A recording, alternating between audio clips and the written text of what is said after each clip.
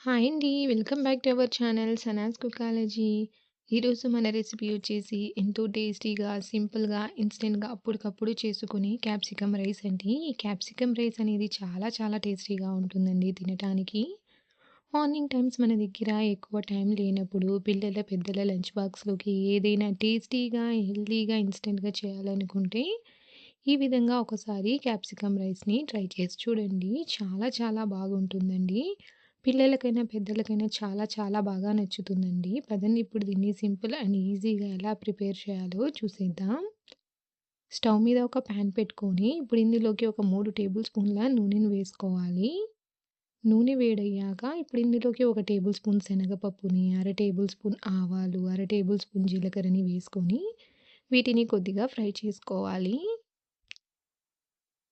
ఇవి కొద్దిగా ఫ్రై అయ్యాక ఇప్పుడు ఇందులోకి ఒక 2 టేబుల్ స్పూన్ల పల్లీలని, ఒక 2 టేబుల్ స్పూన్ల జీడిపప్పుని వేసుకొని మంటని లో ఫ్లేమ్‌లో పెట్టుకొని పల్లీలని, జీడిపప్పుని లైట్ గోల్డెన్ కలర్ వచ్చేంత వరకు ఫ్రై చేసుకోవాలి.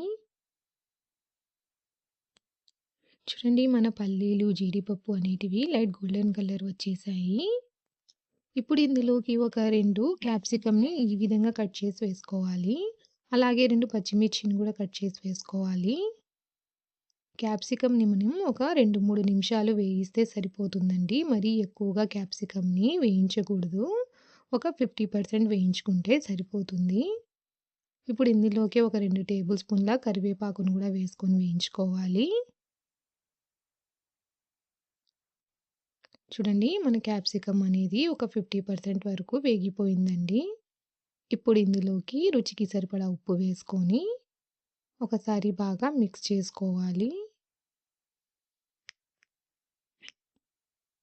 ఇలా బాగా మిక్స్ చేసుకున్నాక ఇప్పుడు ఇందులోకి ఒక పెద్ద కప్పు ఉడికించుకున్న రైస్‌ని వేసుకోవాలి.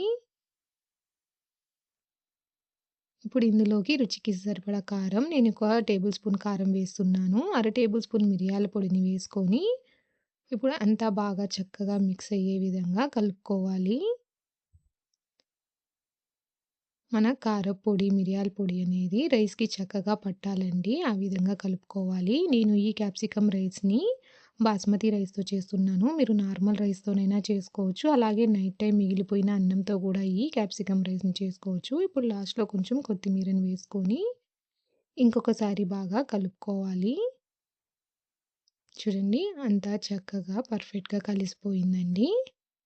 అంతేనండి. ఎంతో టేస్టీగా, హెల్తీగా, సింపుల్‌గా అయిపోయే మన క్యాప్సికమ్ రైస్ రెడీ. ఈ క్యాప్సికమ్ రైస్‌ని ఇప్పుడు మనం వేడి వేడిగా సర్వ్ చేసేసుకుందాం. ఈ క్యాప్సికమ్ రైస్‌లోకి ఏ రైతా అవసరం లేదండి. ఏ పచ్చడి గానీ, కర్రీ గానీ అవసరం లేదండి.